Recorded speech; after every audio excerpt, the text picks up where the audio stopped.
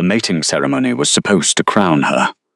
Instead, it became the exact moment the Alpha King tore the sacred thread from their souls and left her bleeding on the cold stone. The grand courtyard of the Obsidian Keep of Valdron was built to humble the weak.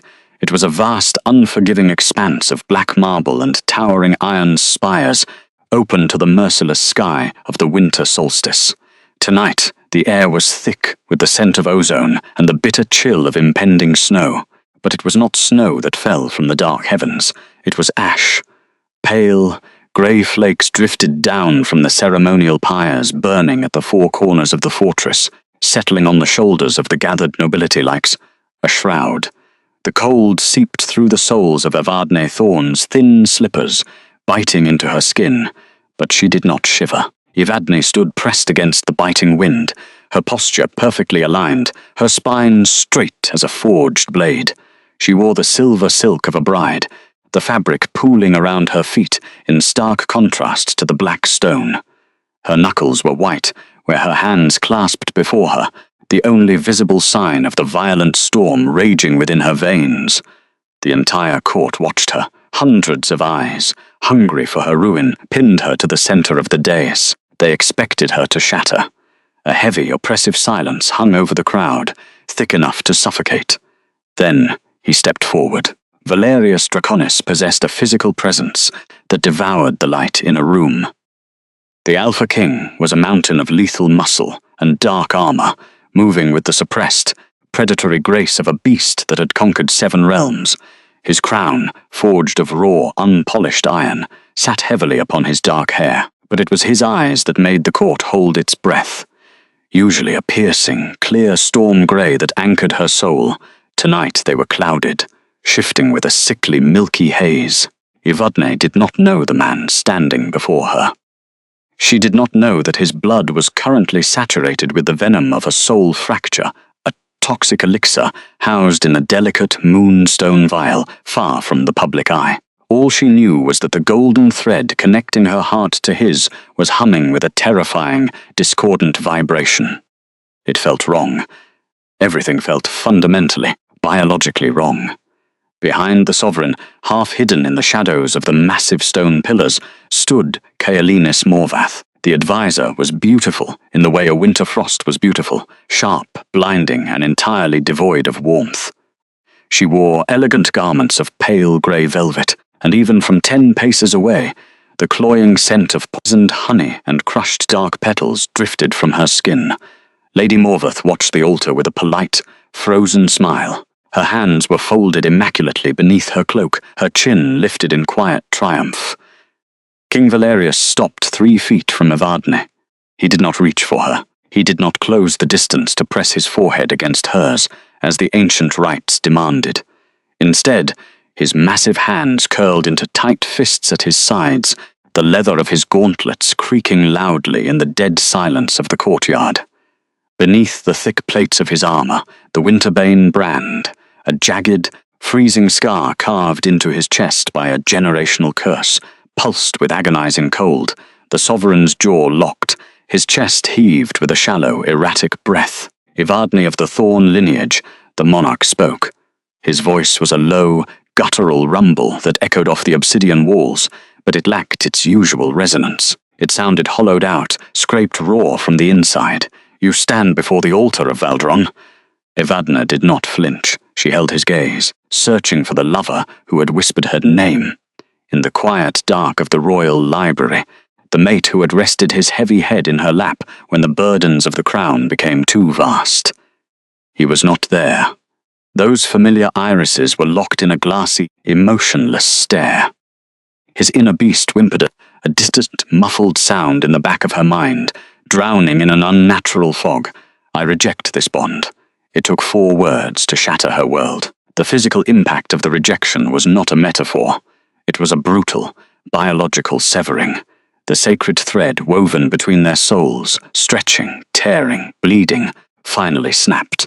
A blinding, searing heat erupted in the center of Evadne's chest, radiating outward like liquid fire. The invisible claiming mark that had begun to form over her heart violently tore itself away, leaving behind a phantom wound that bled agonizing freezing pain into her lungs. Her breath caught in her throat, her vision greyed at the edges. The physical agony of a torn mate bond was designed to bring wolves to their knees, to make them scream and claw at the dirt in mindless grief. Everyone expected her to weep. They waited for the pitiful collapse of a wolfless healer who had dared to dream above her station, waiting for her to crawl across the ash-covered stone and beg for his mercy. Evadne refused to break. She inhaled a sharp, freezing breath of the ozone-laced air, forcing the oxygen into her burning lungs. She tightened the muscles in her legs, locking her knees to remain standing. She lifted her chin, exposing the long, pale line of her neck to the falling ash. Her silver eyes, clear and unblinking, met the clouded gaze of the king. She saw the violent flinch in his broad shoulders as the bond snapped. She saw the way his iron-clad fingers dug into his own palms until the leather stretched. He was bleeding from the inside out, yet he stood entirely rigid, entirely lost. "I accept." 2 words, spoken with a quiet, devastating calm that carried across the silent courtyard, ringing louder than a war horn. The frozen smile on Lady Morveith's face faltered for a fraction of a second. The matriarch's eyes narrowed, a flash of genuine irritation breaking through her carefully constructed mask. This was not the script. The outcast was supposed to break. She was supposed to show the court exactly why she was unfit to wear the lunar crown. Instead, the rejected mate stood like a sovereign in her own right, her dignity an impenetrable shield against their mockery. Evadne did not look at the advisor. She did not look at the whispering nobles. She kept her eyes solely on Valerius. For a singular heartbeat, the milky haze in the king's eyes parted. A flash of pure, unadulterated terror crossed his rugged features. His hand twitched, lifting a fraction of an inch toward her, as if a buried instinct was screaming at him to pull her back, to shield her from the very words he had just spoken. But the poison was too strong. The fog rolled back in, drowning his true wolf in darkness. Evadne took a single step backward. The ash crunched beneath her thin slipper. She gathered the heavy silver silk of her ceremonial gown in her scarred hands, hands that had spent years grinding medicinal herbs, binding wounds, and quietly healing the broken things of this fortress. With flawless, agonizing grace, she sank into a deep, formal curtsy. She bowed her head to the sovereign who had just destroyed her. Then she turned and walked away into the dark. She did not run. She did not look back. The heavy iron doors of the courtyard loomed ahead, and she moved toward them with measured, deliberate steps. Behind her, the oppressive silence of the court finally shattered into a cacophony of murmurs, but it was nothing compared to the deafening roar of the shattered connection echoing in her skull. Every step felt like walking on shattered glass. Her chest burned with a hollow, freezing ache, a void where her anchor had once been. The ash continued to fall, burying the exact spot where her future had died. She took the first corridor left. A serving boy with a tray of empty wine cups stared at her open-mouthed, dropping a silver goblet that clattered loudly against the stone. She did not stop. She took the second corridor right, moving past a grand tapestry of the founding wolves that was older than her grandfather, descending a narrow flight of servant stairs that she had to take in one fluid stride to keep her momentum. The shadows of the dark citadel swallowed her whole, wrapping around her like a cold, familiar cloak. Evadne knew the execution orders would follow. The matriarch would not allow a rejected mate to linger and become a symbol of pity or a political liability. The formal rejection was merely the public spectacle. The quiet dagger in the dark would come before sunrise. She had to disappear. The air grew significantly colder as she descended into the lower levels of the fortress. The walls here were rough-hewn stone, damp with condensation, and smelling strongly of wet earth and old iron. The ambient temperature dropped, sending a physical shock through her shivering frame. She wrapped her arms around her torso, pressing her palms against the phantom wound on her chest. The burning sensation was slowly giving way to a terrifying, spreading numbness. Her wolfless biology was struggling to process the trauma of the severed thread. She reached the heavy wooden door that led to the postern gate, the eastern boundary wall that separated the keep from the deadly, untamed expanse of the whispering frostwoods. The latch was freezing to the touch. She grabbed the rusted iron ring, pulling with all her remaining strength. The door groaned open, revealing the absolute blackness of the northern night. A shadow detached itself from the stone wall. Evadne froze, her heart hammering a frantic rhythm against her ribs. She braced herself, ready to fight, ready to use the absolute last reserve of her physical strength. But the figure did not draw a weapon. Instead, a familiar, earthy scent washed over her, clove dried sage, and the sharp tang of medicinal alcohol. It was Gideon Vance. The royal healer stood quietly in the biting wind, his face obscured by the heavy hood of a traveller's cloak. He was a man who lived his life in the margins of the court, a quiet observer who noticed everything and said very little. His hands, stained permanently with the juices of bitter roots and potent apothecaries, held a massive bundle of heavy furs and a tightly packed leather satchel. "You are a fool for walking so slowly, Evadne," Gideon said softly.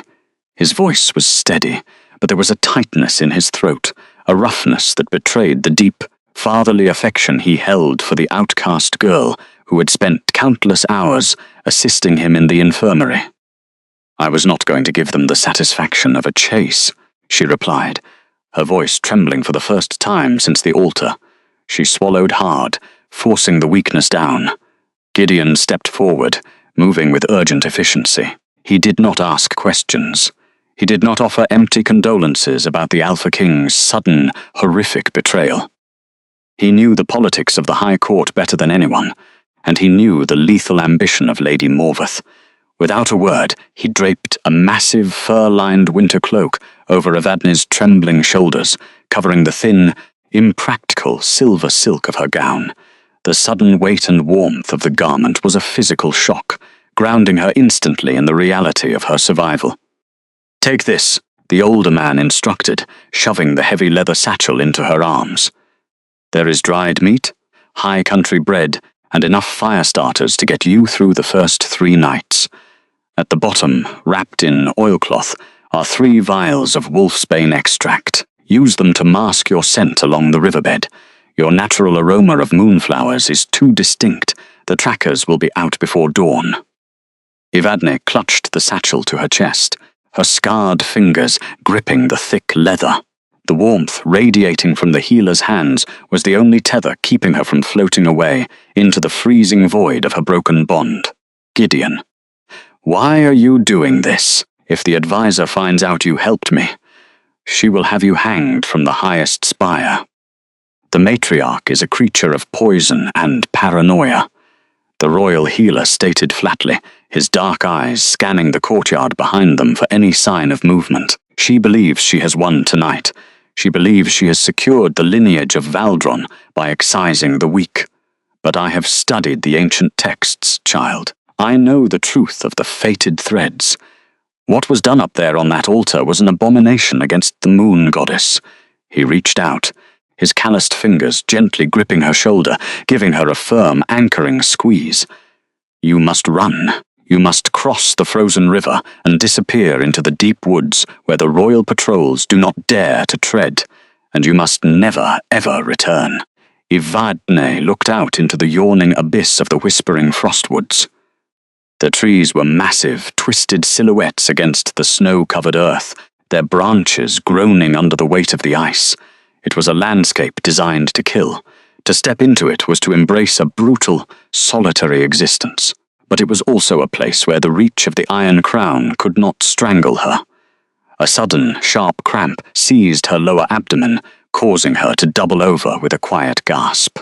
She squeezed her eyes shut, pressing her hand hard against her stomach beneath the heavy furs.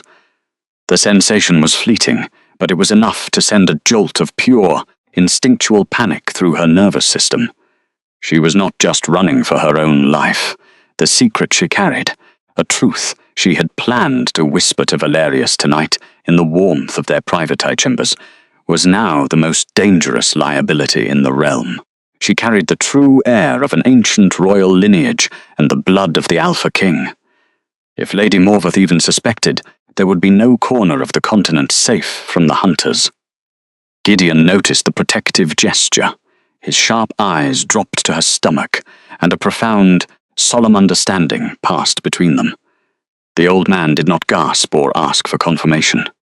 He simply reached into his own tunic and pulled out a small, unadorned silver dagger, pressing the hilt into her free hand. "The woods are cruel, but they do not lie," he whispered, his voice barely audible over the howling wind. "Survive, Evadne. Let the cold make you unbreakable. We are small things in a world of teeth, but even the smallest things can learn how to bite back." "Thank you, Gideon," she breathed, her voice a fragile wisp of vapor in the freezing air.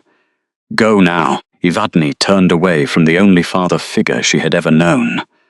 She pulled the heavy fur hood over her dark hair, hiding the striking silver of her eyes, and stepped off the stone path onto the frozen earth. The crunch of the snow beneath her boots was deafening in the silence of the night. She moved quickly, her survival instincts taking over, forcing the agonizing grief of the severed mark into a dark, locked box in the back of her mind. The whispering frostwoods were not merely a forest. They were a graveyard of ancient, twisted pines suffocating beneath centuries of unyielding ice. The wind shrieked through the barren branches like a chorus of grieving women, biting through the thick furs Gideon had provided. Evadne walked. She did not stop when her calves cramped. She did not stop when the phantom wound over her heart throbbed with a hollow, freezing agony that made her vision swim. She plunged deeper into the tree line, the shadows of the wilderness rising up to greet her, ancient and indifferent. The scent of pine and freezing sap overwhelmed the lingering metallic tang of the keep. She had to cross the river. The royal trackers would release the hounds before dawn. The river was a jagged scar of black water cutting through the valley, bordered by treacherous shelves of ice. The water was lethal. To step into it was to invite a freezing death. Evadne did not hesitate. She unwrapped the first vial of wolfsbane extract. The liquid was thick and smelled of bitter earth and rot.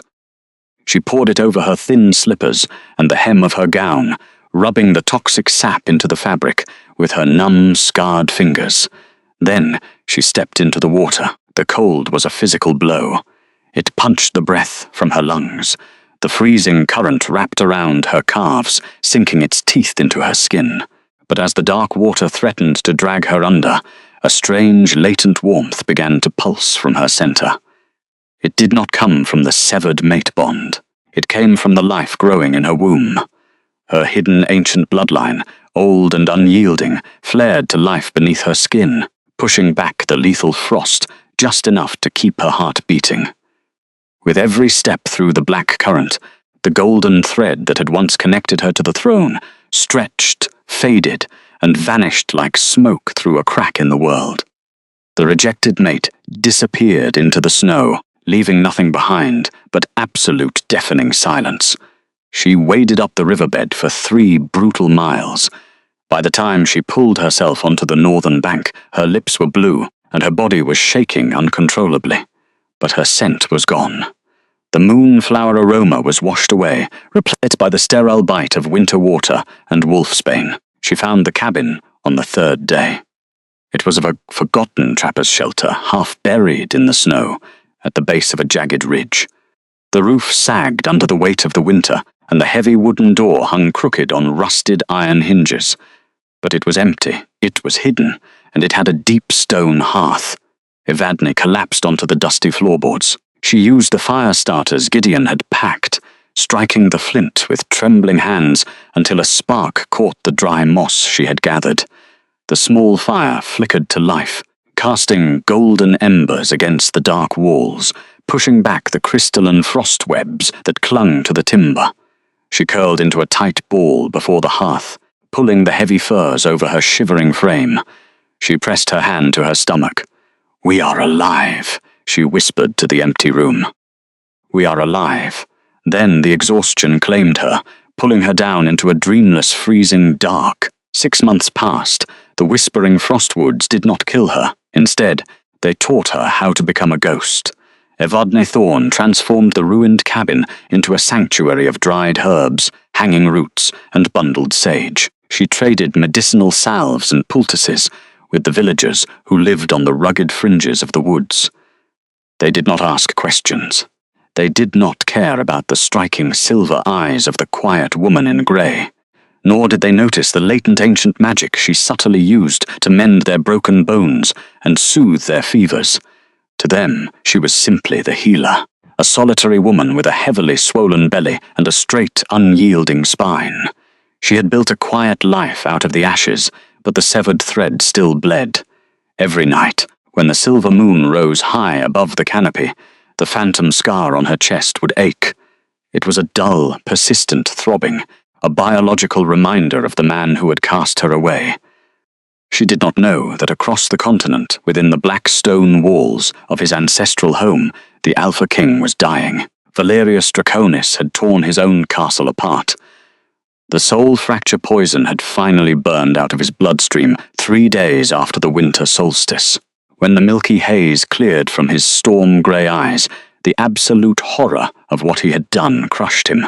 He had stood at the grand altar and banished his true mate. The golden thread was gone, leaving behind an agonizing void where his soul had once been.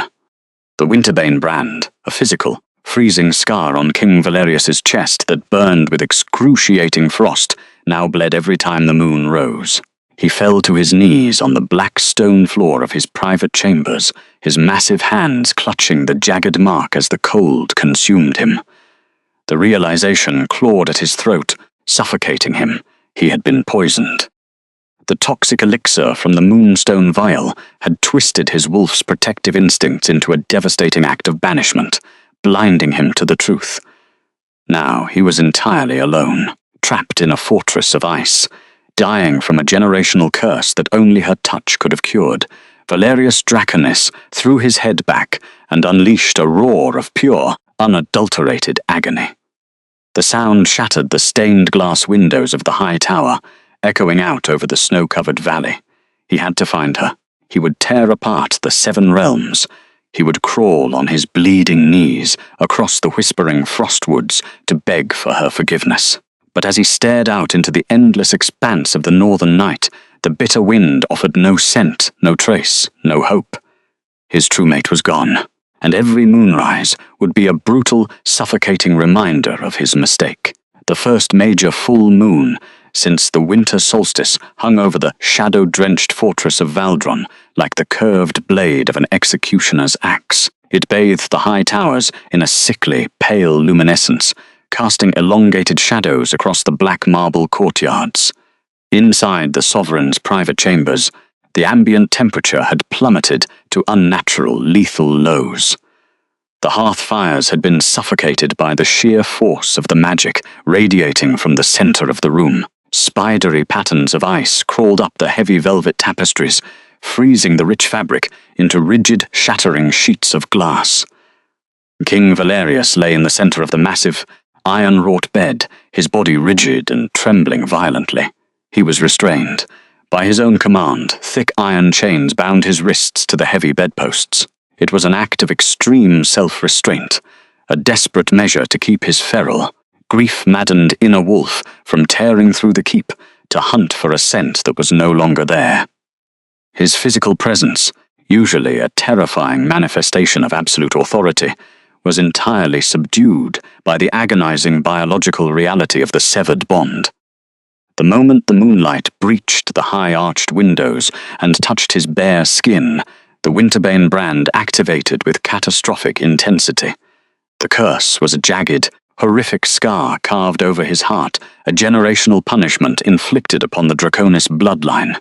Usually, it was a dormant, dull ache, easily managed by the proximity of his fated mate. Tonight, without the stabilizing anchor of Evadne's soul thread, the brand erupted. A physical, crackling layer of white frost bloomed outward from the scar, sinking deep into his pectoral muscles and creeping up the thick cords of his neck. It burned. It was an excruciating, searing agony that felt like dry ice pressed directly against exposed nerves. His veins turned black against his pale skin, pumping a slush of frozen blood through his failing heart. Valerius gritted his teeth, his jaw locking so hard the bones popped in the silent room. A low, guttural snarl vibrated in his chest, tearing at his throat. His pale irises were blown wide. The pupils dilated until they were nearly solid black, shifting frantically as his inner beast whimpered in the dark. The wolf was dying. It was suffocating in the violent void left by the torn mark. Every instinct screamed for the aroma of moonflowers, for the quiet, calloused hands that used to press against his chest and absorb the cold. But there was only the biting winter air. The heavy oak doors of the chamber groaned open, shattering the isolation. Caolenus Morveth stepped over the threshold, pulling the thick fur lining of her pale grey velvet cloak tighter around her throat. The matriarch did not shiver, though the air in the room was cold enough to freeze water mid-spill. She moved with a calculated, elegant grace, her sharp face beautiful in the way a winter frost was beautiful, immaculate, blinding, and entirely devoid of compassion. The cloying scent of poisoned honey and crushed, dark petals rolled off her, a suffocating perfume designed to mask the rot of her ambition. She approached the bed, her eyes sweeping over the chained, trembling monarch with a look of polite, clinical detachment. In her hands, she carried a silver basin etched with high-born runes and a handful of rare, glowing embers harvested from the deepest volcanic vents of the Eastern Territories. "The court hears your roars, my king," Lady Morveth stated softly, her voice a smooth, practiced murmur. "They whisper of a madness taking hold of the crown. We cannot allow the lesser houses to see their sovereign, brought low by the absence of a wolfless maid." Valerius strained against the iron chains. The metal links groaned in protest, biting into the flesh of his wrists until a thin line of raw blood trickled down his forearms. He did not speak. He could not form words through the suffocating grip of the freeze.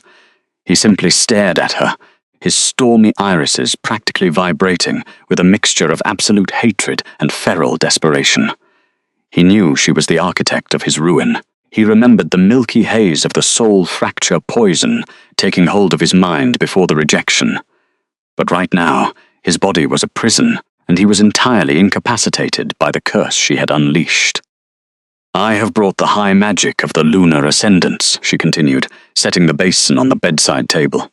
"The ancient texts swear that volcanic ash and blood magic can simulate the warmth of a true mate. It will thaw the winterbane.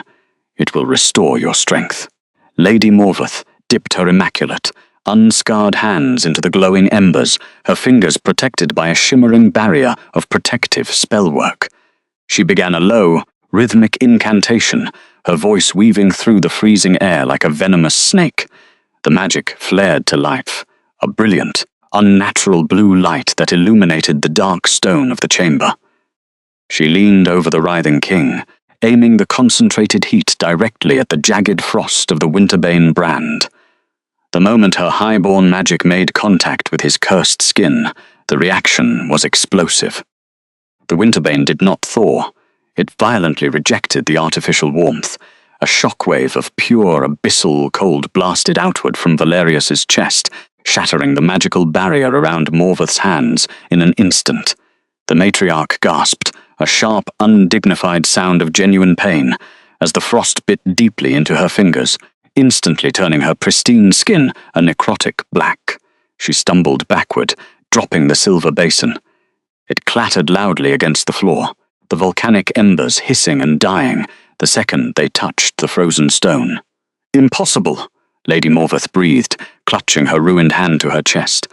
Her polite, frozen smile was completely obliterated by terror. The texts, the high magic should have. Valerius let out a breath that clouded the air with thick white vapor. He stared at the ceiling, the agonizing physical burning in his chest, somehow dwarfed by the crushing psychological weight of his realization. He looked at the matriarch, watching her tremble in pain from a mere fraction of the curse he endured every second. This was the scale of his mistake. He had allowed his court, his advisors, and his own poisoned mind to convince him that Everne Thorn was weak. He had believed the whispers, that a wolfless healer with scarred hands was unfit to sit beside a king who carried the Winterbane. He had cast her out to protect the kingdom's image, blinded by the forced mind control of the Moonstone Vial. Yet, here was Caolannis Morvath, the most powerful magic wielder in the Seven Keeps, brought to her knees by a single touch of his skin. Evadne had never worn protective spellwork. She had never chanted high-born runes. For 3 years before the rejection, the Silent Maid had simply placed her bare, calloused hand over his heart, absorbing the lethal frost with nothing but the quiet, enduring strength of her hidden ancient blood. No woman ever survived him. No healer in the realm could touch his chest without screaming. Only Evadne. She was not the weak link in his armor. She had been the only thing keeping him alive. "Get out," Valerius rumbled. The words were a low, demonic scrape of sound, barely human. The iron chains rattled as he clenched his fists, his muscles bulging against the restraints. "Get out of my sight." Lady Morvath did not argue. The sharp, confident advisor scrambled backward, her composure in ruins, and fled through the heavy oak doors, leaving the king to his solitary agony. Alone in the dark, Valerius closed his eyes. The phantom wound of the broken tether throbbed in time with his failing heart. He had torn the sacred thread woven between their souls. He had stood at the altar and declared her unworthy. Now he was trapped in an absolute freezing hell of his own making, and every pulse of the curse was a brutal reminder that he had thrown away the only salvation the moon goddess had ever offered him. Deep within the unforgiving heart of the whispering Frostwoods, the concept of time was measured not by clocks, but by the accumulation of ice. It was a landscape built on silence and survival. The winter wind howled endlessly through the jagged peaks, carrying with it a bite so sharp it could snap a dry branch in half. Inside the forgotten trapper's cabin, the temperature was barely tolerable, but to Evadne Thorn it was a sanctuary. The ambient geometry of the small room was defined by the glowing stone hearth. The fire was kept low, fed by dry moss and dead pine, casting heavy, golden embers that pushed back the suffocating darkness outside. The air was thick with the scent of burning wood, dried sage, and the sharp, medicinal tang of crushed yarrow. Evadne sat on a low wooden stool near the fire, her posture perfectly aligned, her spine straight as a forged blade. She was focused entirely on her task. In her right hand, she held the silver dagger Gideon had given her on the night of her exile. The blade caught the firelight as she meticulously sliced dried wolfsbane root into thin, even strips to mask her scent. Her hands, already scarred from years of labor in the Obsidian Keep, were now chapped and red from the brutal cold, but her movements were flawless. She was heavily pregnant now. The physical weight of the child she carried was immense, pulling at her lower back and exhausting her wolfless biology. Yet the pregnancy was also her absolute shield. The life growing in her womb possessed a strange, latent alpha magic that radiated a subtle internal heat.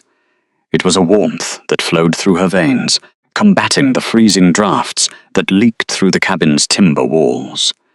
She was a vessel for an ancient, unyielding bloodline, and she guarded it with the fierce, silent vigilance of a cornered wolf. Suddenly, a sound shattered the quiet domestic rhythm.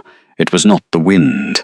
It was the distinct, heavy crunch of a boot breaking through the packed snow outside the eastern window. Evadne froze. Her silver eyes darted toward the heavy wooden door. She did not panic. She did not gasp.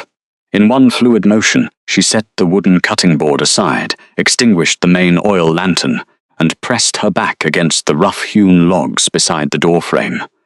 She flipped, the silver dagger in her hand, the blade pointing downward in a lethal, defensive grip. She slowed her breathing, silencing the frantic rhythm of her heart, becoming nothing more than a shadow in the corner of the room. 3 quick taps sounded against the thick wood, then 2 slow ones. The tension drained from Evadne's shoulders, though she did not lower the blade. She reached out with her free hand, pulling the heavy iron latch back, and opened the door a fraction of an inch. The biting wind rushed in, followed immediately by Gideon Vance. The royal healer slipped through the narrow opening, quickly shoving the door shut behind him and dropping the heavy wooden crossbar into place. He was covered in a thick layer of snow, his face obscured by a rugged fur hood that contrasted sharply with the fine, dark robes of his station hidden beneath. He was shivering violently, his breath coming in ragged gasps.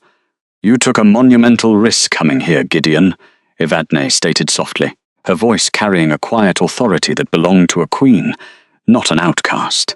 She moved to the hearth, immediately pouring a cup of boiling water over a bundle of dried pine needles, offering it to the older man. "The risk of staying ignorant is far greater," Gideon rasped, taking the tin cup with trembling hands. He let the heat seep into his palms before pulling back his hood. He looked older, his face lined with deep exhaustion, his dark eyes shadowed by the stress of navigating a crumbling court. He dropped a heavy leather satchel onto the small wooden table. "I brought high country bread, iron supplements for the child, and fresh bandages. The villages on the fringe are being watched by Morvath's hounds. You cannot trade there anymore." Evadne accepted the news with a slow, stoic nod. She did not complain about the tightening noose of her isolation. She simply walked to the table and began unpacking the supplies, organizing them with practiced efficiency. "Is the matriarch looking for me?" "The matriarch is looking for a scapegoat," Gideon corrected, his voice dropping to a grim whisper. He watched Evadne carefully, tracking the subtle, instinctual way she kept one hand resting near her swollen stomach. "The Obsidian Keep is falling apart, Evadne. The pack is decaying, and the Alpha King, Valerius, is dying." Evadne's hands paused over a wrapped bundle of dried meat. For a fraction of a second, the phantom scar over her heart throbbed, a brutal, burning spike of pain that radiated into her lungs. Her latent bond, though severed, still echoed the biological agony of her fated mate. She forced her expression to remain entirely blank. She slowly resumed unpacking. "The Winterbane," she said simply, her tone devoid of inflection.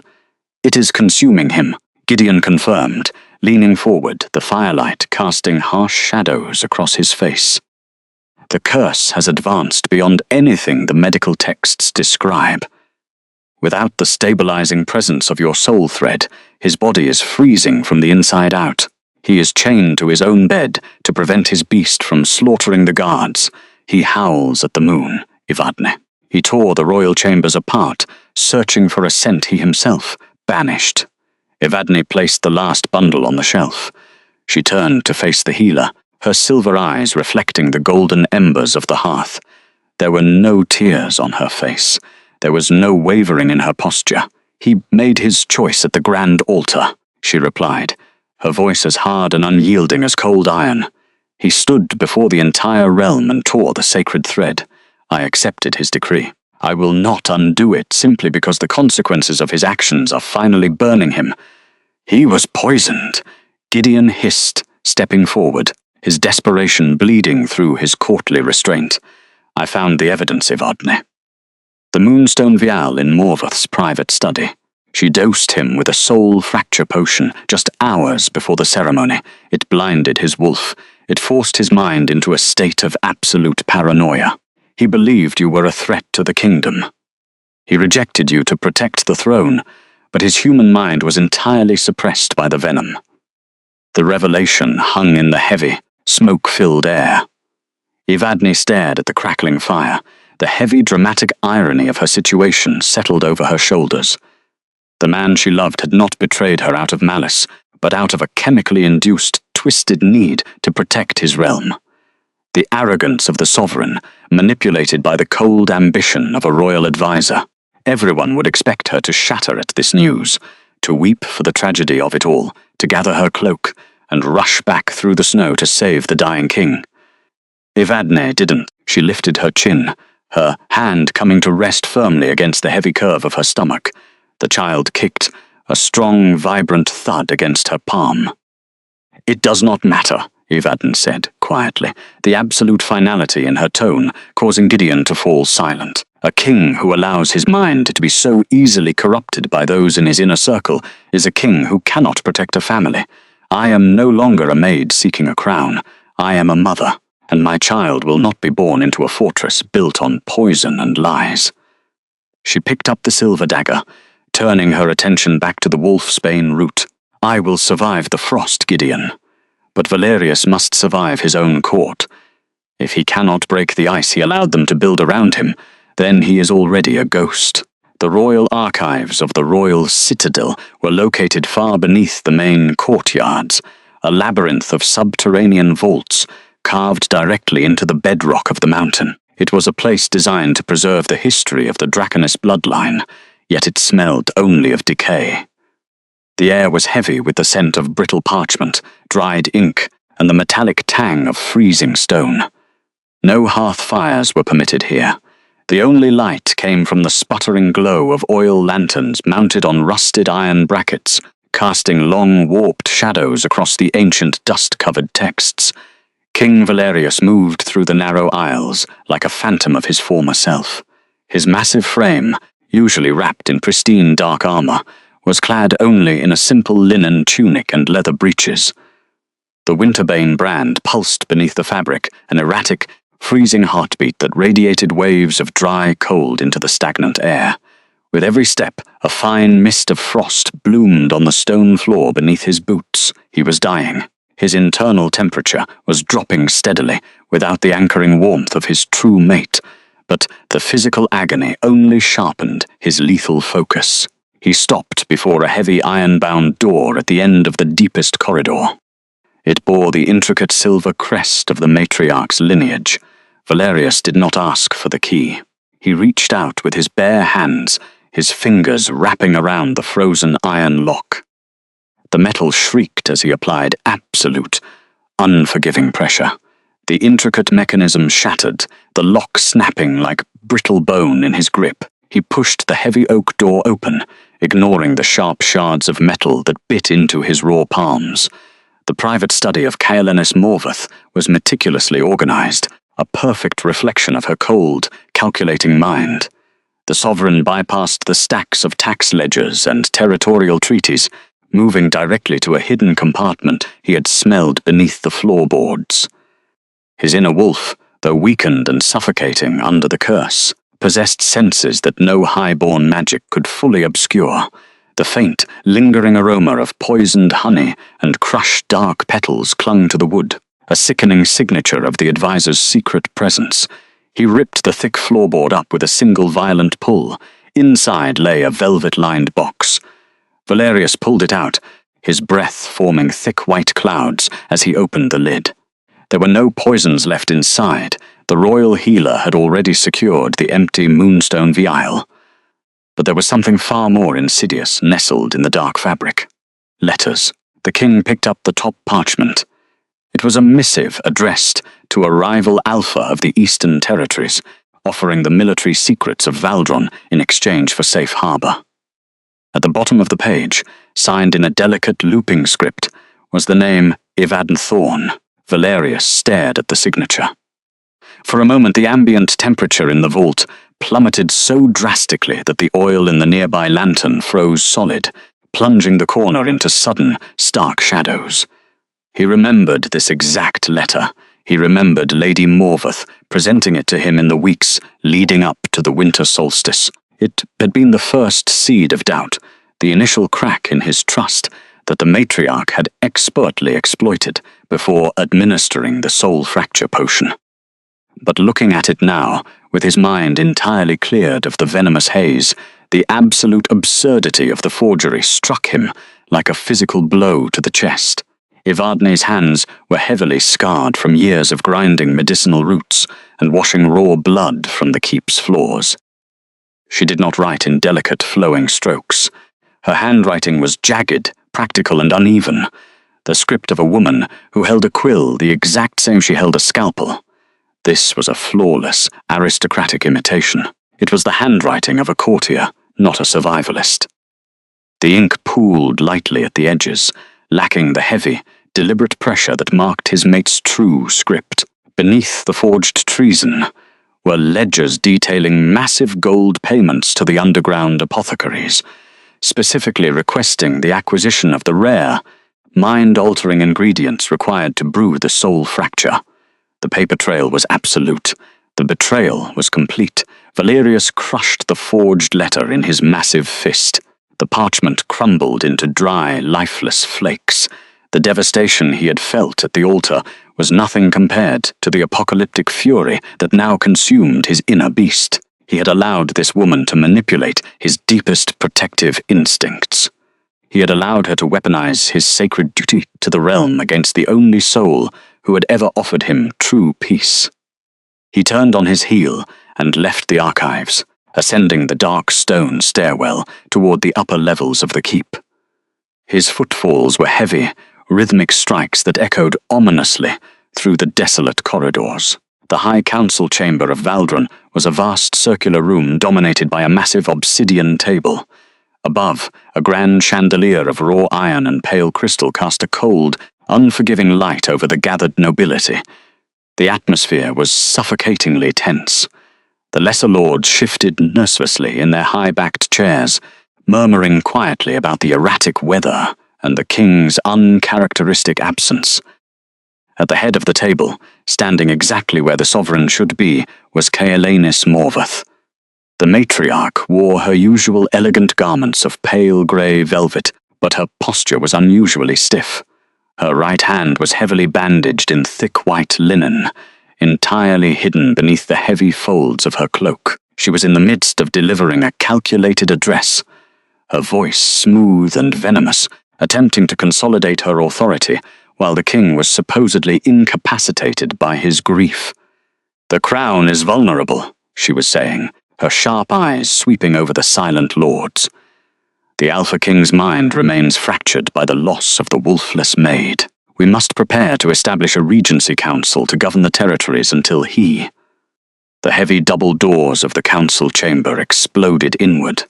The solid oak panels shattered off their iron hinges, crashing onto the polished marble floor with a deafening roar. A blast of freezing air swept into the room, instantly extinguishing half the candles on the chandelier. The temperature plummeted, and the collective breath of the nobility turned to white vapor. King Valerius stepped over the splintered wood. He did not look like a grieving, broken monarch. He looked like the god of winter incarnate. The Winterbane brand pulsed visibly through the thin linen of his tunic, casting a sickly, icy blue glow against his pale skin. His sharp gaze was terrifyingly clear, locked onto the advisor with the singular, lethal focus of a predator about to snap the neck of its prey. The council lords scrambled to their feet, knocking over their heavy chairs in their haste to bow, but the Alpha ignored them completely. He walked slowly toward the head of the obsidian table. Every step left a faint imprint of frost on the marble. Lady Morvath's polite frozen smile finally broke. The color drained from her immaculate face, leaving her looking as brittle as the parchment in the archives. She took a panicked step backward, instinctively clutching her rotting, bandaged hand to her chest. "My king," she stammered, her voice completely losing its practiced cadence. "You should be in your chambers, the curse." Valerius reached the table. He did not yell. He did not raise his voice. He reached into his breeches and pulled out the handful of forged letters and the apothecary ledgers, tossing them onto the polished black stone. They slid across the sleek surface, coming to a dead stop inches from Morvath's trembling fingers. "You are very thorough, Caelanis," the sovereign stated. His voice was a low, guttural rumble that vibrated in the chests of every lord in the room. It was the voice of the executioner. "You drafted the treason. You paid for the venom. You poured the soul fracture into my goblet while smiling at my face. You orchestrated the ruin of my fated bond to preserve your own miserable lineage." The matriarch stared at the papers. The irrefutable proof of her treason lay exposed before the entire court. She opened her mouth to speak, to weave another intricate lie, but the absolute, crushing pressure of the king's aura forced the air from her lungs. "She was a threat to the realm," she shrieked suddenly, her composure shattering into desperate hysteria. "A wolfless nothing. She would have given you weak heirs. I did what was necessary to protect the Draconis crown." Valerius closed the distance between them in a blur of unnatural speed. He did not strike her. He did not need to.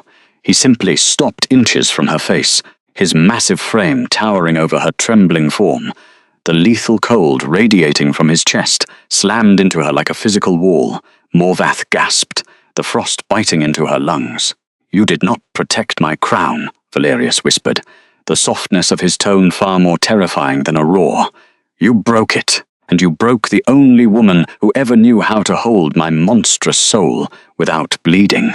He turned slightly, addressing the petrified council lords without taking his eyes off the traitor. "Caelennis Morvath is stripped of all titles, lands, and privileges within the realm of Valdrun," the Alpha commanded, his voice echoing with absolute, unyielding authority. "Her name is struck from the archives. She is banished from this stronghold, effective immediately." The woman let out a choked sob, falling to her knees on the frozen marble. "Valerius, please. The wilderness will kill me. The winter. You will walk out the eastern gates without a cloak, without provisions, and without an escort," the king continued, utterly devoid of mercy. "You will experience the exact same mercy you showed my mate. If you are found within my borders by sunrise, you will be hunted not as a noble, but as a rogue." He looked down at the shivering, broken figure at his feet. The elegant, untouchable advisor was gone, replaced by a terrified creature clutching a rotting hand. "Take her away," he ordered. Two heavily armored guards stepped forward instantly, gripping the disgraced noble by her arms and dragging her, screaming and pleading, from the high council chamber. The heavy wooden doors were hauled back into place by the remaining sentries, sealing the room in a deathly silence. Valerius braced his hands against the edge of the obsidian table, his head bowing as a violent spasm of pain tore through his chest. The adrenaline of the confrontation was fading, and the curse was rushing back in to fill the void. He had delivered his justice, but it brought him no peace. The throne room was secure. The traitor was banished, but his private chambers were still agonizingly empty. He pushed himself off the table, ignoring the horrified stares of his lords.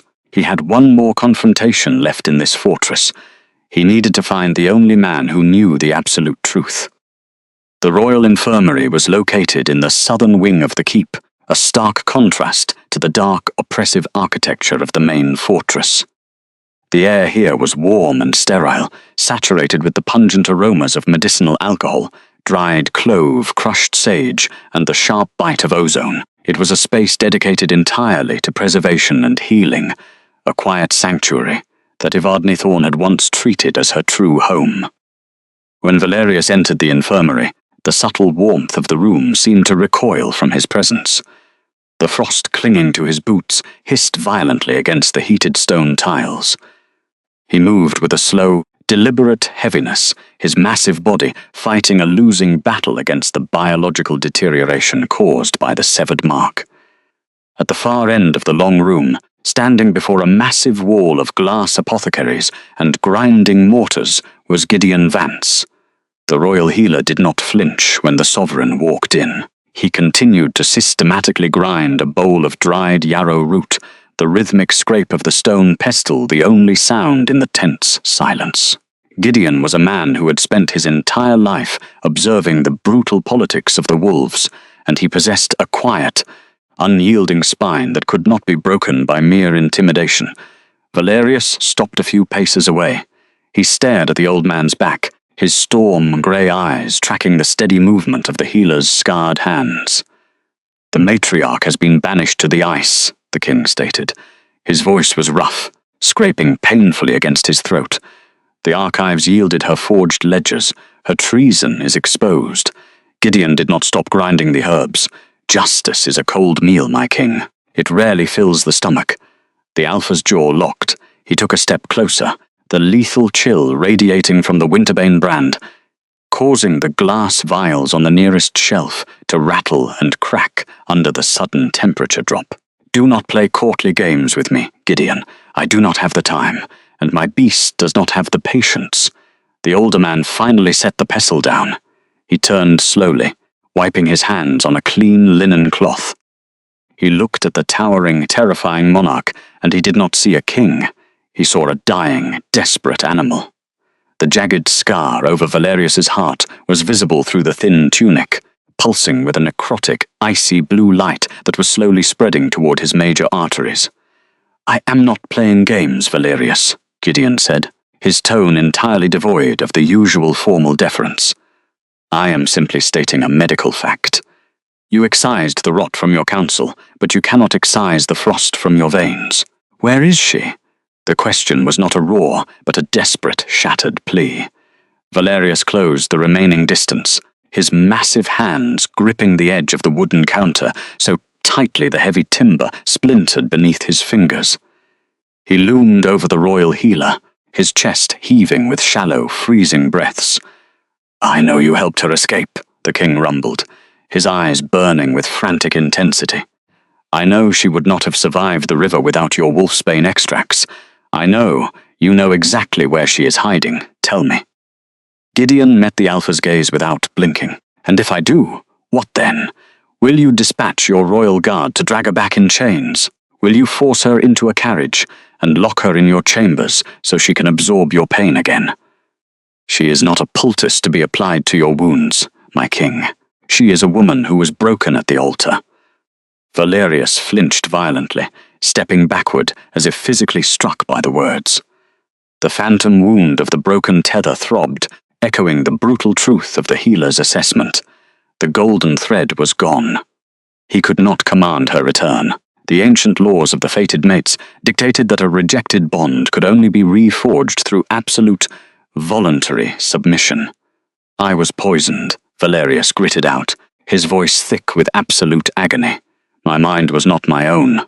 But the rejection was," Gideon countered coldly. "The poison amplified your fears, Valerius, but it did not invent them. You allowed the court to convince you that her lack of a wolf made her a liability. You let their whispers build the foundation that the advisor exploited. Poison or no, you spoke the words. She accepted them. The sovereign king of Valdron, a man who had conquered armies and bowed to no god, suddenly found his knees giving out. Valerius collapsed onto the stone floor of the infirmary. The heavy impact rattled the wooden tables, sending a small glass vial crashing to the ground. He did not try to stand. He stayed kneeling, his broad shoulders shaking, his head bowed in absolute crushing defeat. The iron crown upon his brow had never looked so meaningless. "I am dying, Gideon," the king whispered to the floor, his voice cracking under the weight of his grief. "The Winterbane is consuming my beast, but I do not care about the curse. I do not care if the frost stops my heart by morning. I need to see her. I need to look into those silver eyes and apologize before the dark takes me." Gideon looked down at the broken monarch. For years he had served this man, fearing his volatile temper and his lethal power. To see him reduced to this, a weeping, kneeling penitent, was a stark testament to the absolute supremacy of the fated bond. "She will not return to a court built on lies," the healer warned softly. "She told me herself. She has built a sanctuary away from the Iron Crown." "Then I will leave the crown behind," Valerius replied instantly, lifting his head. His storm-grey eyes were wet, glowing with a raw, primal sincerity that eclipsed the madness of his beast. "I do not want her as a captive. I do not want her as a subject." The king reached up, his trembling fingers wrapping around the hilt of a small silver scalpel resting on the edge of the counter. Without a single second of hesitation, Valerius pressed the sharp blade against his own left palm and sliced deep. Dark, freezing blood welled to the surface, spilling onto the sterile white tiles. It hissed violently as the curse instantly began to freeze the droplets into solid red ice. "I swear by the moon goddess," he swore, his voice resonating with ancient, binding magic that shook the very foundations of the room. "I swear on the blood of my ancestors and the ice in my veins. I do not seek Evadne Thorn to command her. I do not seek her to force her return. I seek her only to kneel at her feet, to beg for her forgiveness, and to offer my life in exchange for the pain I caused. If she demands I walk away, I will turn my back and die in the snow." The blood oath hung in the air, absolute and irrevocable. The ambient magic of the infirmary shimmered, acknowledging the supreme vulnerability of the sovereign's vow. Gideon Vance stared at the bleeding man. The royal healer's stern expression finally softened, replaced by a profound, heavy sorrow. He reached into the pocket of his dark robes and pulled out a small, folded piece of parchment, dropping it onto the counter near the king's uninjured hand.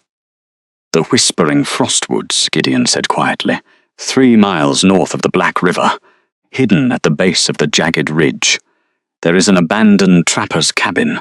She masks her scent with dried wolfsbane, but you will not need your nose to find her. The woods will guide a dying wolf." Valerius stared at the parchment as if it were a holy relic. He reached out with his bloody hand, his scarred fingers trembling violently as he picked it up. He pressed the paper to his forehead, closing his eyes as a shuddering, broken breath escaped his lungs. "Thank you," the king whispered. He pushed himself up from the cold floor, his towering frame swaying slightly under the immense weight of the advancing curse. He did not bother to bandage his bleeding hand.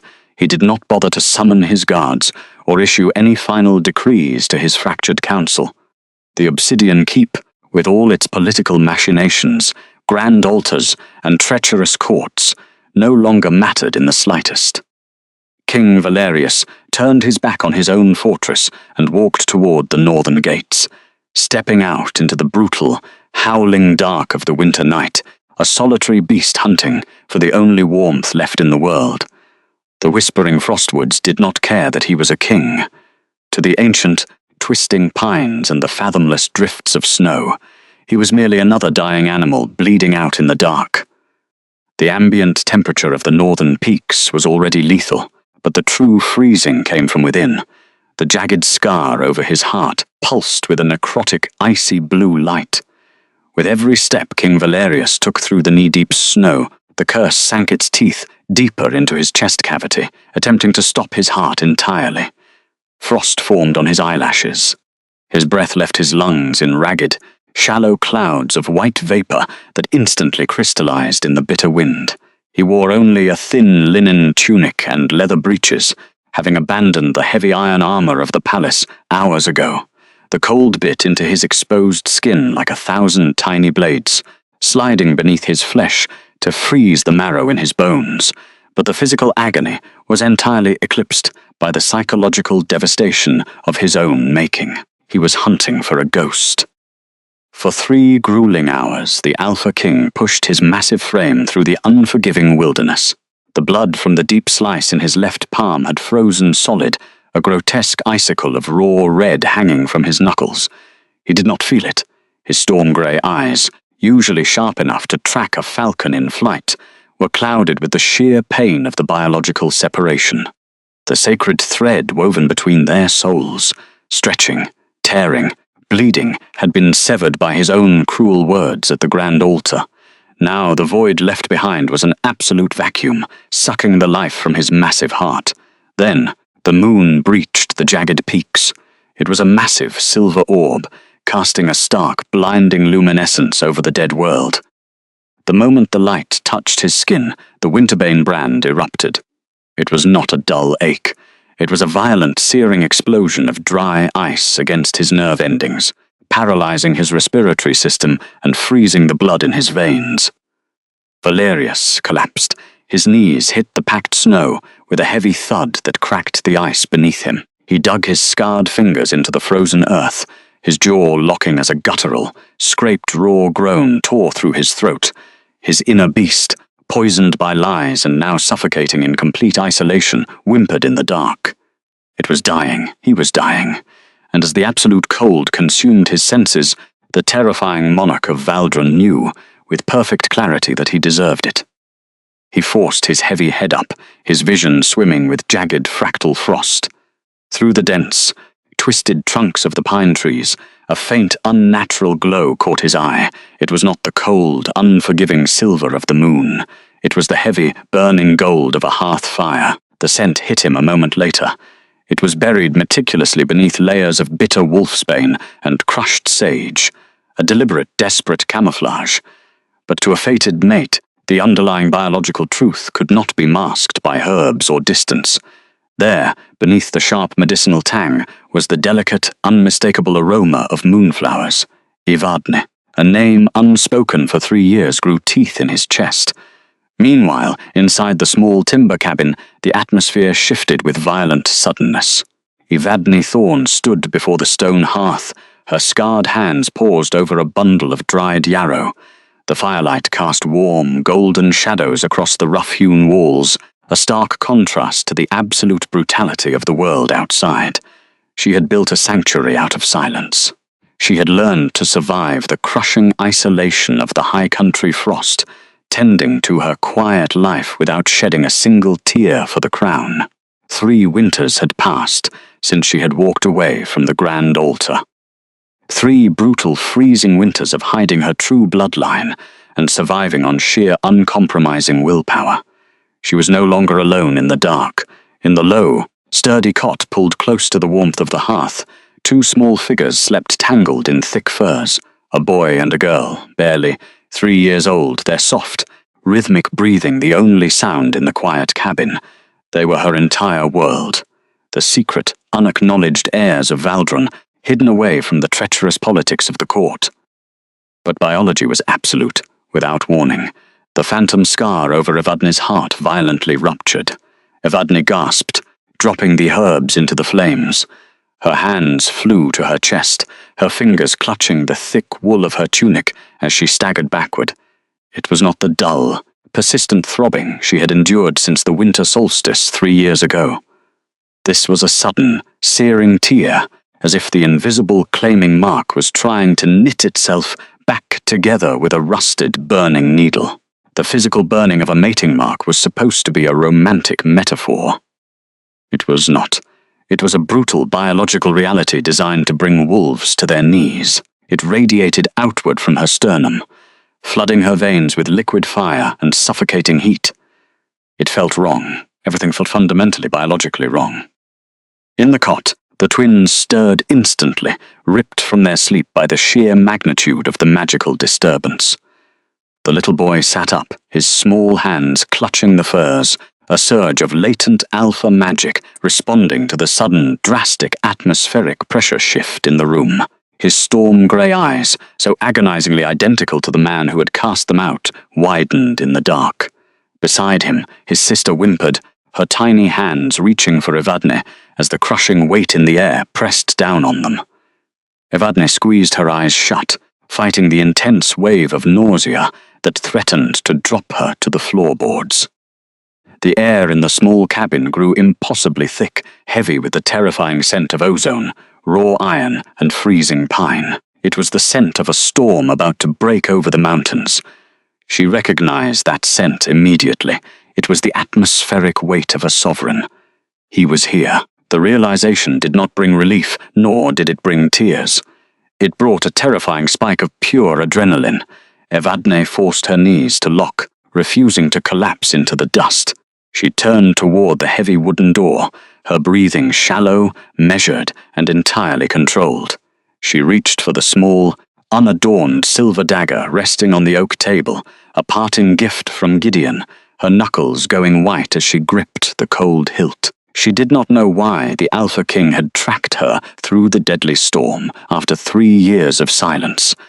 She did not know if the matriarch had sent him to finish the execution, or if the madness of the curse had driven him to hunt her down for a final violent confrontation. All she knew was that she would not beg. She had bowed once at the altar. She would never bow again. A heavy, desperate thud sounded against the timber. It was not a knock. It was the sound of a massive, failing body giving out against the wood. Evadne stepped forward. Her spine was entirely straight, her chin lifted in flawless, defensive dignity. She pulled the heavy iron latch back and opened the door to the howling wind. Valerius Draconus was buried in the snow. The Alpha King, the most lethal predator in the 7 realms, was kneeling on the freezing earth. His broad, heavily muscled shoulders were bowed, his massive head resting heavily against the rough wood of the doorframe. The frost had completely overtaken his linen tunic, turning the fabric into a rigid shell of ice that cracked with his shallow breaths. The Winterbane brand pulsed visibly through the material, a sickly, blinding blue that illuminated the darkness around him with a necrotic aura. His skin was deathly pale, his lips tinted with the dark blue of advanced hypothermia. The moment their eyes met, the magical feedback loop detonated. The sudden physical proximity of the true mates triggered a catastrophic reaction within their fractured bond. The severed threads of their souls, desperate to reconnect and heal the biological trauma, reached for each other across the 3 feet of space separating them. But the bond had been formally rejected. It could not simply heal without absolute, voluntary consent from the injured party.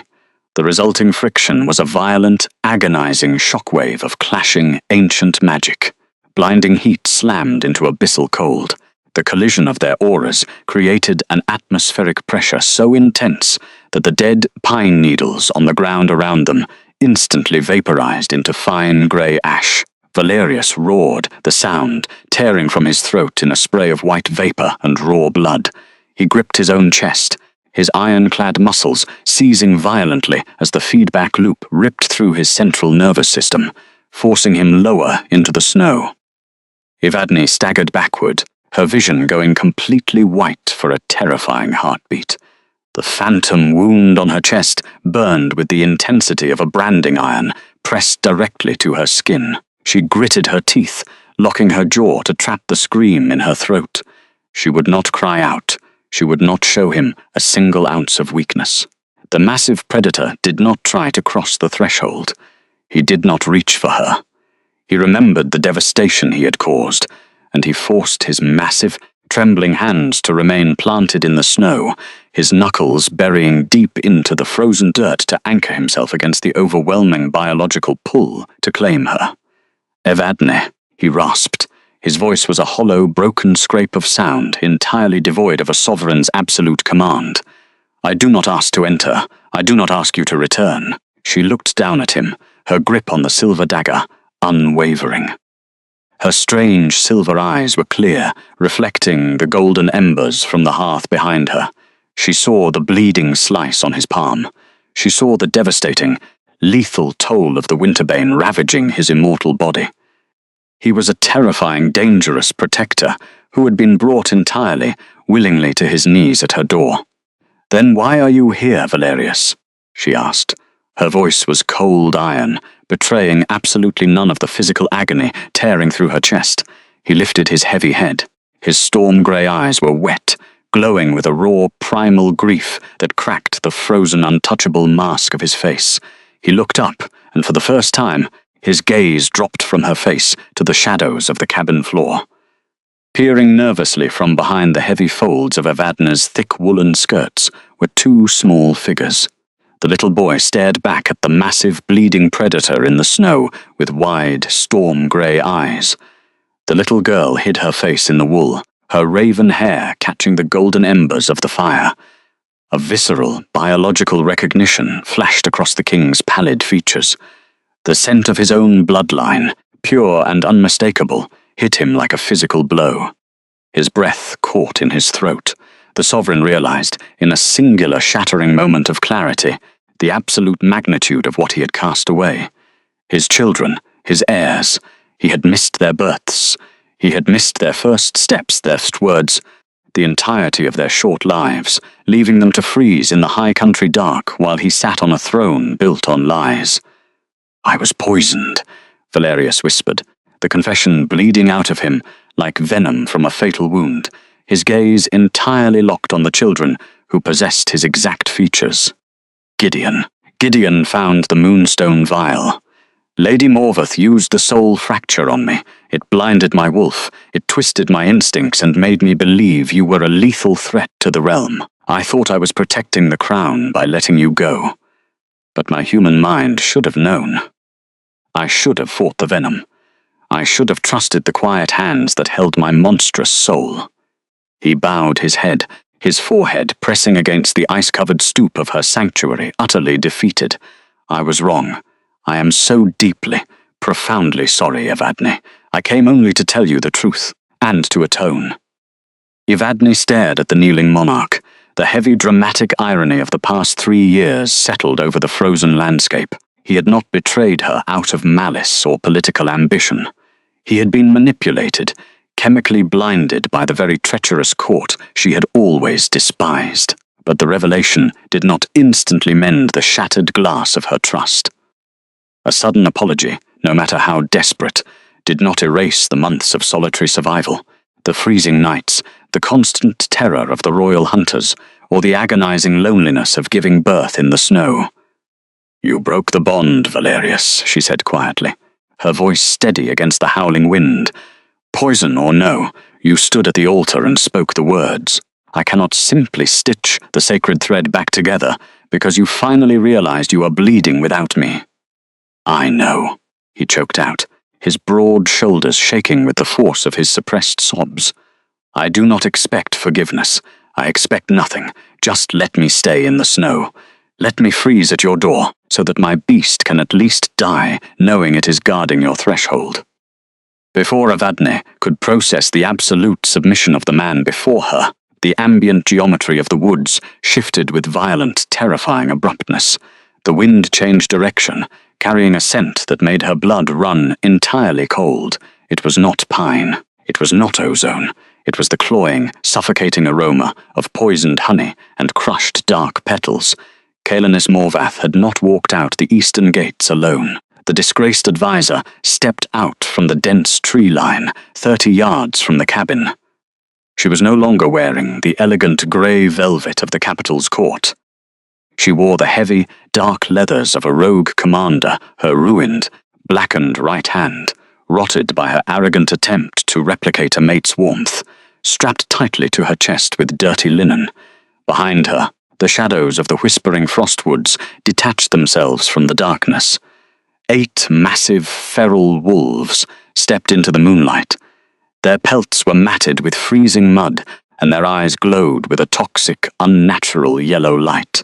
They were sentinels of the matriarch's hidden lineage, assassins bred in the dark and bound by ancient, forbidden blood magic. If the king dies to rogue beasts in the wilderness, the council will have no choice but to reinstate me to guide the transition. Lady Morvath's voice echoed across the snow, sharp and beautiful in the way a winter frost was beautiful. And the wolfless maid, along with her bastard spawns, will simply be a tragic casualty of the storm. She smiled, a polite, frozen expression of absolute malice. Kill them all. The first arrow did not come from a bow, but from a specialized heavy crossbow, wielded by one of the assassins in human form. It punched through the freezing air with a lethal hiss, aimed directly at Evadne's chest. Valerius moved with supernatural speed. Despite the agonizing freeze of the Winterbane, despite the catastrophic feedback loop tearing through his nervous system, the Sovereign's protective instincts completely overrode his failing biology. He lunged upward from his knees, a massive blur of dark muscle and ice. He threw his towering body in front of Evadne and the twins, shoving them backward into the safety of the cabin, just as the heavy iron bolt buried itself deep into his right shoulder. With a sickening crunch, the Alpha let out a guttural snarl, the impact spinning him around, but he did not fall. His massive boots dug into the floorboards, splintering the wood as he arrested his momentum. He used his massive frame to completely block the doorway, shielding his true mate and his born children with his own flesh. Glass from the small adjacent window exploded inward as a second bolt shattered the pane, raining sharp, glittering shards across the wooden floorboards. "Stay down," Valerius roared over his shoulder, his voice finally reclaiming its terrifying, sovereign resonance, shaking the very timber of the roof. He reached up with his left hand, gripping the shaft of the crossbow bolt, lodged in his shoulder, and snapped the thick wood with a violent, sickening twist of his wrist. He tossed the broken shaft into the snow. His storm-grey eyes shifted to molten, burning gold as his inner beast fought frantically to break through the paralyzing ice of the curse. He was going to transform. He was going to tear the traitor's assassins apart with his bare teeth, even if the immense biological exertion stopped his freezing heart in the process. But the Winterbane would not allow it. As his bones began to crack and shift for the transformation, the curse flared with absolute ancient malice. The icy blue light of the brand expanded rapidly across his chest, locking his muscles in a rigid, agonizing paralysis. Valerius dropped to one knee, coughing up a heavy spatter of dark, freezing blood onto the pure white snow. He was a god of war, chained by his own bloodline, entirely incapacitated by the very magic he had come to the woods to escape. The rogue wolves realized his critical weakness immediately. They lunged forward, closing the distance to the cabin in a synchronized, lethal pack formation, their massive jaws snapping for the kill. Evadne Thorn did not scream. She did not drop her silver dagger, and she did not cower behind the dying king. Gideon had once warned her that they were small things in a world of teeth. For her entire life, she had believed him. She had been told she was a wolfless nothing, a quiet, hollow maid whose only value was her ability to scrub blood from the altar and grind roots in the dark. She had accepted this lie to survive the brutal politics of the keep. She had suppressed the ancient, vibrating truth in her veins, because to reveal it in the obsidian keep would have meant immediate execution by a paranoid court. But she was no longer in the keep, and she would absolutely not let the penitent Alpha, who had crawled across the ice to beg for her forgiveness, be slaughtered on her threshold while her children watched. Evadne stepped forward, moving past the kneeling, paralyzed mass of the Alpha King. She stepped out into the brutal cold, placing herself directly between Valerius and the charging pack. The presence of her children, their pure Alpha lineage radiating behind her, acted as the final, necessary catalyst. The phantom wound on her chest, which had been burning with the pain of the torn link, suddenly inverted. The pain vanished entirely, replaced by an overwhelming volcanic pressure building in her lungs. Evadne lifted her scarred hands toward the night sky. She did not chant highborn runes. She did not use volcanic embers or dark rituals. She drew upon the pure, instinctual power of the Starlight lineage, a royal bloodline older than the Iron Crown itself, pulsing wildly in her blood. A blinding, searing shockwave of heavy golden light erupted from her center.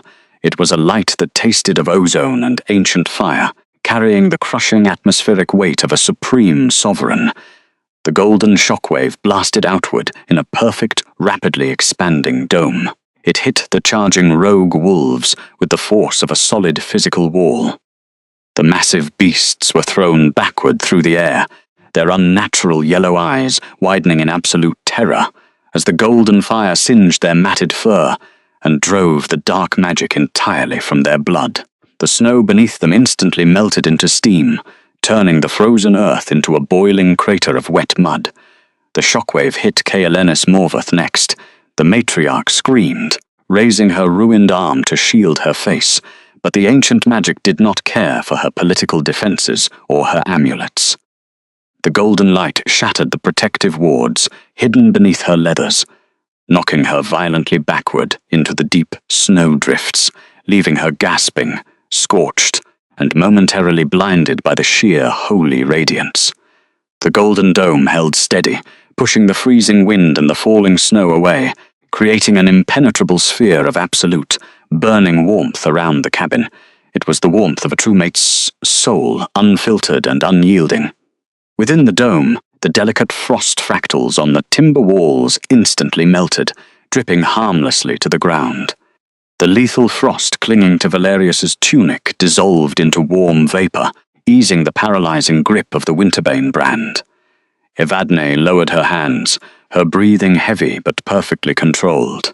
Her dark hair whipped around her face in the residual wind, and her strange silver eyes glowed with a terrifying ethereal light. She stood before the howling wilderness, a weapon of ancient light fully awakened, protecting the king who had once thrown her away, shielding the tiny heirs who clung to her skirts. But beyond the golden barrier, Lady Morvath slowly, painfully pulled herself from the snowdrifts. Her surviving sentinels circled the perimeter of the light, their eyes filled with a new, ravenous fury. The ambush had failed to kill them in their sleep, but the long night was far from over. Thank you for joining our sanctuary tonight. When Evadne stood at that frozen threshold and refused to yield, she chose her own dignity over a broken bond. But with the truth of the Moonstone Vial finally revealed, Do you think King Valerius deserves her forgiveness? Or should the sovereign be left in the snow to pay for his devastating mistake? Let me know your thoughts in the comments below. I read every single one. If you felt the warmth of this story, please take 2 seconds to like and subscribe to keep our hearth fire burning. The rogue sentinels did not retreat. Lady Morveth's desperate, furious scream echoed through the frozen timberline, driving the feral beasts forward. They hit the edge of the golden barrier with bone-crushing force, their massive claws tearing at the starlight magic. The dome flickered. Evadne's breath hitched, a sharp gasp escaping her lips as the sheer physical toll of maintaining the ancient ward crashed down on her wolfless biology. Her scarred hands trembled. The golden light wavered, dimming just enough to let the biting winter wind slip back through the cracks. The ambient temperature inside the sanctuary immediately dropped, the branching icy tendrils instantly beginning to reform along the rough-hewn timber walls. Valerius felt the deadly chill returning. The Alpha King was bleeding heavily from the crossbow wound in his shoulder, his dark blood staining the pure white snow beneath his heavy boots. The Winterbane brands still pulsed with a sickly, necrotic blue light beneath his torn linen tunic, fighting a brutal, losing war against the fading warmth of the dome. He was operating on the absolute brink of physiological collapse. His inner beast, battered by the curse and the agonizing feedback of their fractured tie, was practically suffocating. Every breath he took felt like inhaling crushed glass, yet the sovereign forced himself to stand. He did not summon his feral strength to go on the offensive. He knew with absolute certainty that unleashing his cursed ice to fight would shatter the fragile golden barrier she was holding. He would not risk extinguishing her light. He would not let the lethal frost of his own bloodline harm the children cowering behind her.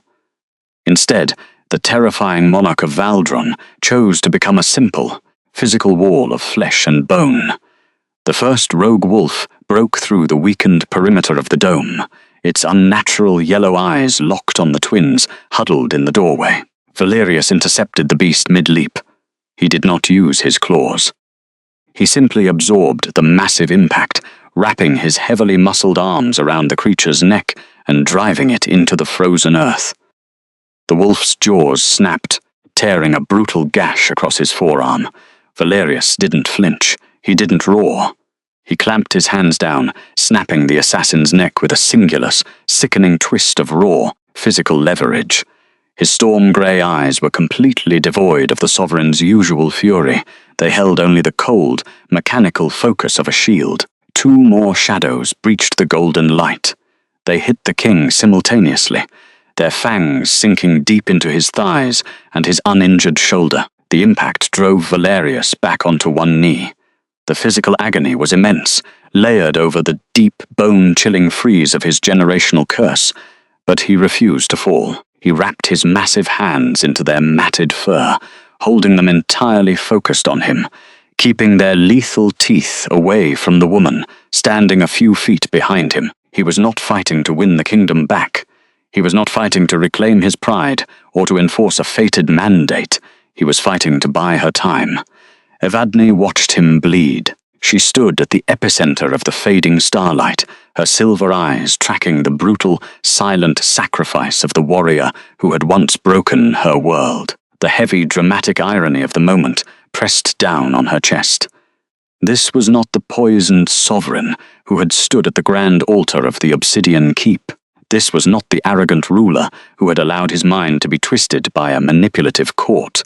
This was the true Valerius Draconis, a penitent, desperate protector who was willingly allowing himself to be torn apart, rather than risk harming her sanctuary.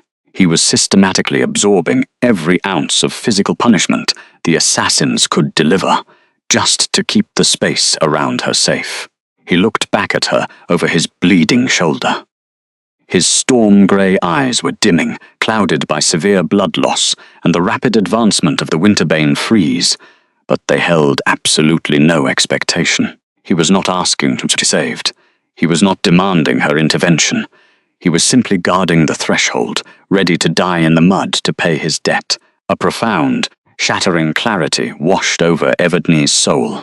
She had spent 3 years building a fortress of ice around her heart, convincing herself that survival meant absolute isolation. She had accepted the public rejection with flawless dignity, determined to prove that she did not need the sacred thread to exist. She had been proud of her cold, untouched independence, but looking at the dying beast in the snow, the quiet realization bloomed in her chest. True strength did not lie in remaining forever stoic and untouched. True sovereign power was the absolute vulnerability required to choose love again, even after the world had burned you. Evadne lowered her trembling arms. She did not let the golden dome collapse. Instead, she drew the ancient magic entirely inward. The heavy, burning gold of the starlight lineage condensed, pulling back from the perimeter of the clearing and gathering in the center of her chest, right over the phantom wound of her severed mark. The air in the cabin grew instantly dense, suffocatingly thick with the aroma of ozone and blooming moonflowers. The ambient pressure speaked, humming with a frequency that made the floorboards vibrate. She stepped out into the snow. She walked directly into the chaotic, violent melee with a straight spine and zero hesitation. A rogue wolf lunged at her, its jaws wide, but before it could cross the final yard, Valerius surged upward. He grabbed the beast by the throat, hurling it backward with the last desperate reserve of his strength, before collapsing heavily at her feet. His massive frame hit the frozen dirt, his breathing reduced to a shallow, freezing rattle. Evadne knelt in the freezing mud beside him. She did not speak, she did not hesitate. She pressed her bare, calloused hands directly over the jagged, icy scar of the Winterbane brand on his chest. The physical contact was explosive. The moment her skin touched the cursed frost, the stored starlight magic detonated. A blinding, searing pillar of pure, liquid gold erupted from their joined bodies, shooting upward into the dark winter sky. The shockwave was absolute and terrifying. It did not just push the remaining rogue wolves away. It disintegrated the dark blood magic animating them. The feral beasts whimpered, their unnatural yellow eyes burning out as they turned and fled into the deep woods, entirely broken by the supreme holy radiance.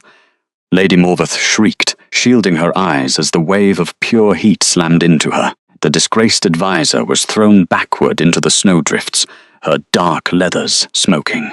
The toxic magic in her veins literally boiled under the overwhelming purity of the lunar energy, stripping away her high-born protections.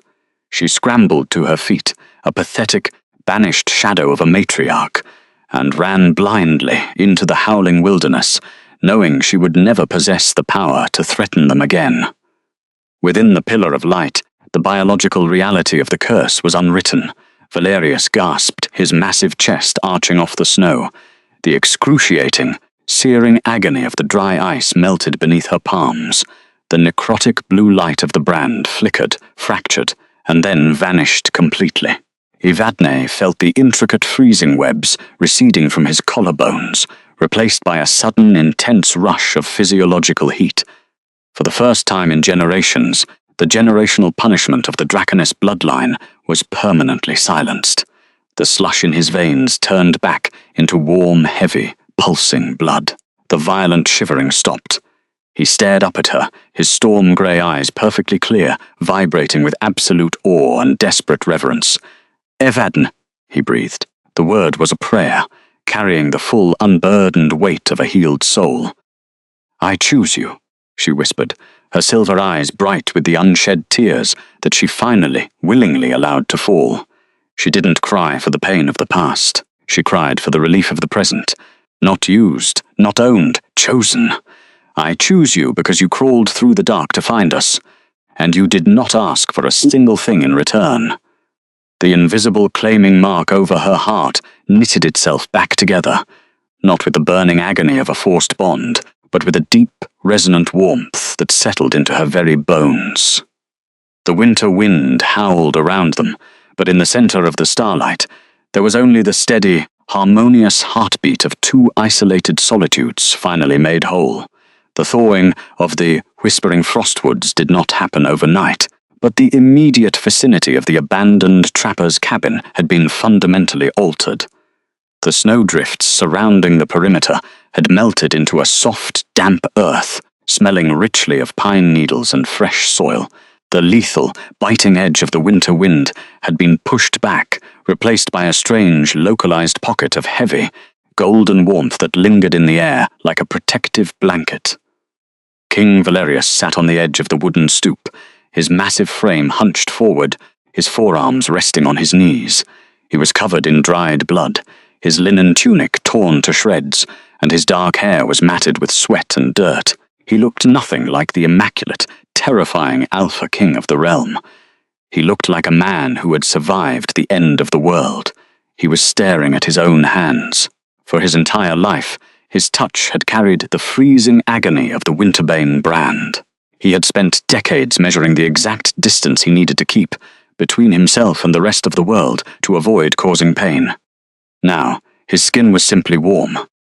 The unnatural, necrotic chill was gone. The jagged scar over his heart remained as a physical testament to his survival, but it was just pale, unblemished tissue. It no longer pulsed. It no longer dictated his fate. The heavy wooden door opened behind him. Evadne stepped out onto the stoop. She carried a steaming wooden mug of steeped yarrow and dried clove, the scent of the medicinal broth mixing perfectly with her natural aroma of moonflowers.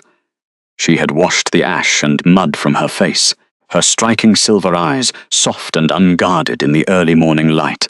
She did not wear the heavy, impractical silver silk of a courtly bride. She wore a simple, practical woolen dress, her scarred hands moving with the quiet, effortless grace that had always anchored his soul. She sat down beside him on the rough timber, entirely unbothered by the dirt and blood covering his body. She pressed the warm mug into his hands. Valerius took the cup, his large fingers carefully wrapping around hers for a fraction of a second.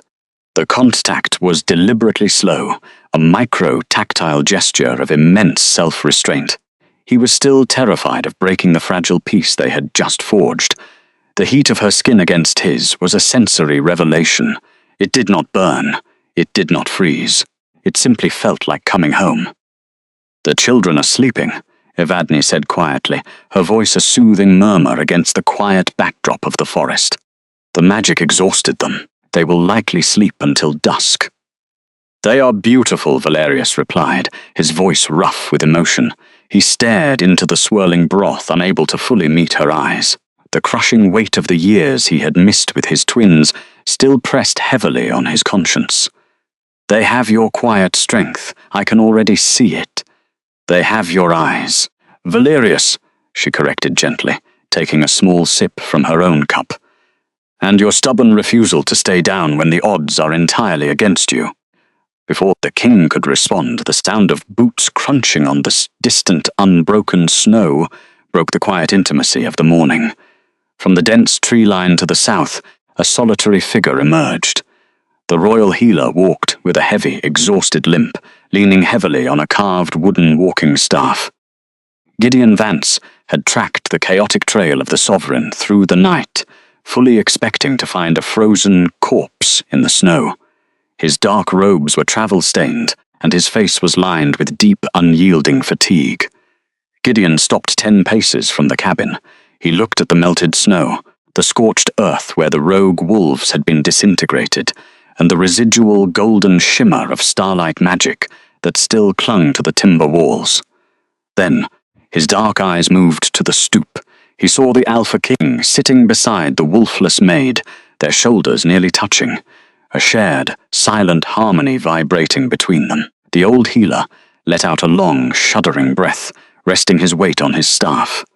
"I see the medical texts were entirely insufficient in their predictions regarding the Winterbane," he noted dryly, though the profound relief in his voice was unmistakable. "The texts did not account for her, Gideon," Valerius said, his voice carrying a quiet, resonant authority. He set his mug down on the wooden planks and stood up.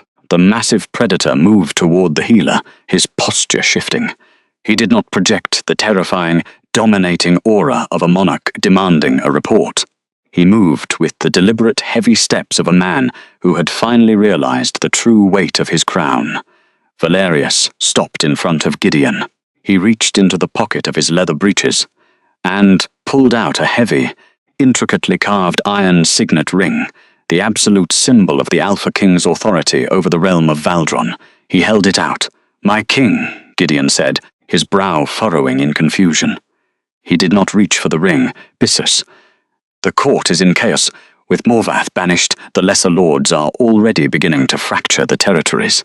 They require their sovereign to return and establish order." "The court requires a regent," Valerius corrected, his tone leaving absolutely no room for debate. "They require a man who understands the truth of the ancient texts, a man who cannot be poisoned by political ambition or manipulated by forged ledgers. They require you, Gideon." The healer stared at the iron signet. "You are abdicating? I am stepping aside," the king clarified, his storm-grey eyes glancing back toward the cabin where Evadne sat watching them. "I spent my entire life prioritizing the political duties of the crown. I allowed the whispers of the nobility to dictate the value of my own mate. I wore the crown, but it made me a blind, easily manipulated fool. I will not make that mistake again." Valerius reached out, pressing the heavy iron ring firmly into Gideon's calloused palm. "Take the seal back to Valdron, restore order, purge the archives of Morvath's toxic influence," the Alpha commanded softly. "Tell the council that their king remains in the Whispering Frostwoods. I have 3 years of trust to rebuild. I have a son and a daughter who do not know the sound of my voice. I will not return to the high towers until I have proven myself worthy of the family I cast away." Gideon looked down at the ring, the immense weight of the kingdom suddenly resting in his stained hands. He looked up at Valerius, and for the first time in his long life, the royal healer bowed entirely out of genuine, unforced respect.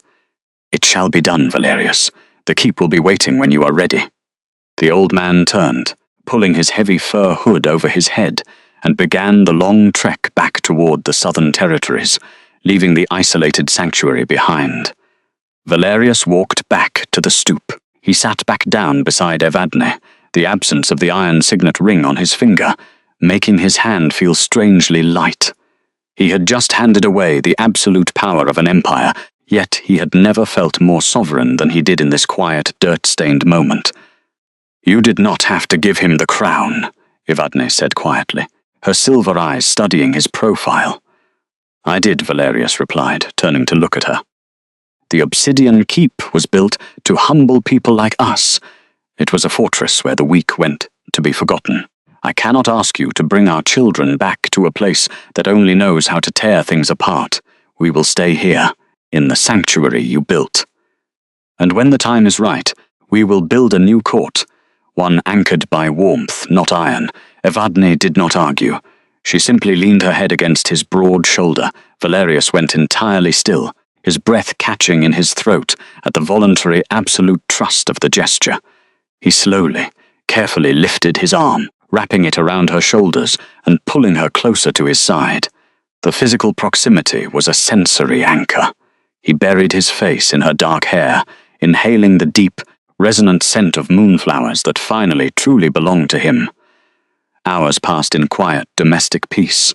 The sun dipped below the jagged peaks, painting the sky in violent shades of bruised purple and burning orange, and then the silver edge of the full moon breached the horizon. For 3 years, the moonrise had been a time of absolute terror for the Alpha King. It was the exact moment the Winterbane brand would erupt, a daily reminder of the severed bond and the horrific mistake he had made at the altar. Valerius instinctively braced himself, his muscles tensing as the silver light touched his skin, but the agony never came. Instead of the searing, necrotic freeze, the moonlight simply illuminated the golden embers of the hearth fire, spilling from the open cabin door. The phantom scar over his heart remained quiet. The moonrise no longer brought the excruciating punishment of the curse.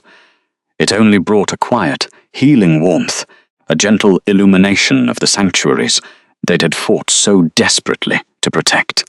They sat together in the silver light, watching the forest settle into the night. I never thought I would have this, Valerius whispered into the quiet dark, his voice thick with a profound, humbling gratitude. A mate. A family. I spent my whole life preparing to die alone in the ice, convinced that love was a luxury my bloodline could never afford. Evadne turned her face slightly, her cheek resting against his chest, directly over the faded scar of the curse. She could hear the strong, steady rhythm of his heart. The ice always thaws eventually, Valerius, she murmured, her scarred fingers gently tracing the unblemished skin of his arm. You just have to be willing to sit in the cold long enough to find the fire. He closed his eyes, resting his chin on the top of her head. He was no longer a terrified beast chained to a bed, nor was he an arrogant monarch blinded by poison. He was simply a man who had crawled through the dark, found his true north, and finally learned how to breathe. Thank you for joining our sanctuary tonight. When Evadne unleashed the starlight magic, she didn't just save a dying king, she rewrote the fate of an entire bloodline. Do you think Valerius made the right choice by handing his crown to Gideon to stay in the woods, or should he have returned immediately to punish the treacherous court? Let me know your thoughts in the comments below. I read every single one. If you believe that true power lies in the vulnerability to choose love over duty, please take 2 seconds to like this video and subscribe to keep our hearth fire burning.